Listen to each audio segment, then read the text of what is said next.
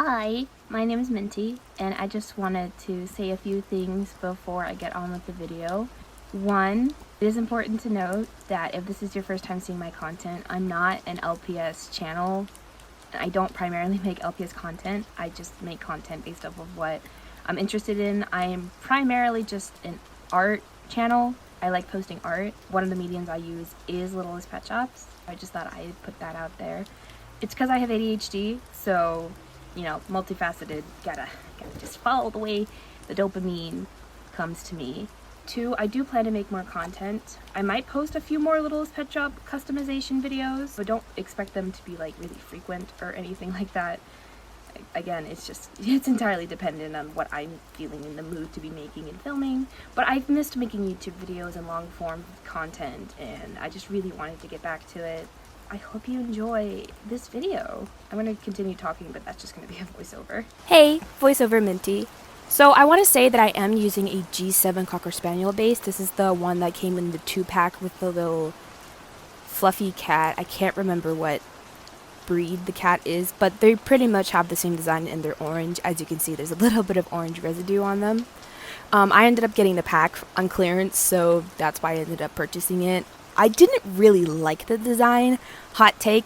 I think the design was was bad.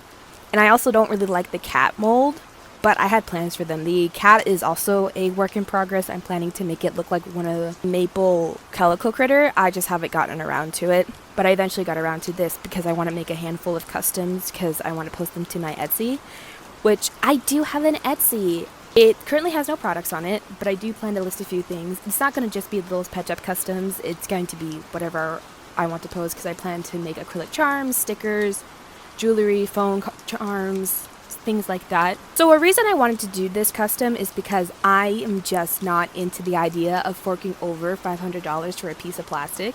If you want to do that, that is completely fine. I can respect that. Genuinely, I would do the same if I had the money for it, but I don't have the money for it. And I also don't want to risk potentially getting scammed.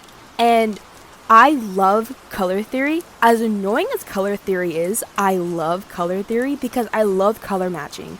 Now, I don't think I color matched the Cocker Spaniel perfectly because I was going off of reference images, and if you Google the images for this Cocker Spaniel, the coloring is different between each photo, so I could not tell you what the true color of this Cocker Spaniel is. I do know that when I was looking at it, that while it is gray, there's kind of like a purpley pink in the undertones of the gray, and that gray carries over to the tan.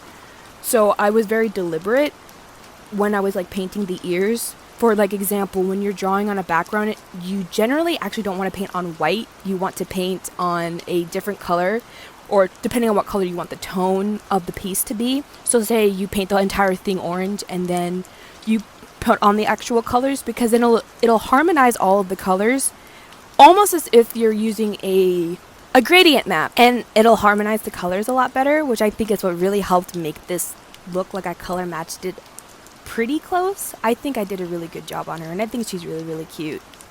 Oh, I totally forgot to mention this in the intro, but I will list all the supplies that I use in this video in the description, so if you're interested in what I was using to make this custom, that'll be readily available for you. Hi, I'm cutting in real quick because I really want to talk about this. Yes, cat, thank you. I really want to talk about this. So part of why I like doing these customs is that I like trying eyes. The worst thing that I ever had with like customs was doing the eyelashes, but I finally bought a proper lining brush, and oh my gosh, truly all my problems were just because I did not have the right brush. Because look at this, look at her eyelashes, like, oh my gosh, they're so good. I've never been able to do such good eyelashes before. And I was like, as I was doing this, I was just thinking about how, like, when I was younger, I was like, I hated doing eyes. Like, I can make a LOLLLL Pet Shop look like the original LOLLLL Pet Shop, but if I did the eyes, they would look like crap.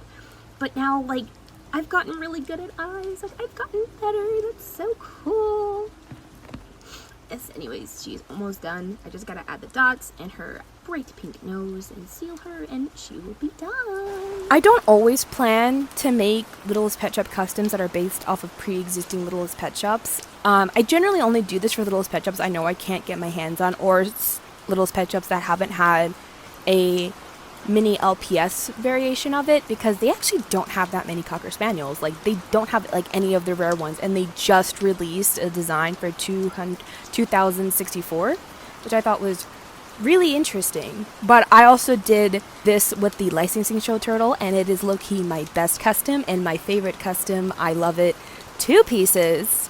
So much so that I do plan to make a handful of the licensing show turtle customs, just because I think everyone who wants the licensing show turtle should get the licensing show turtle.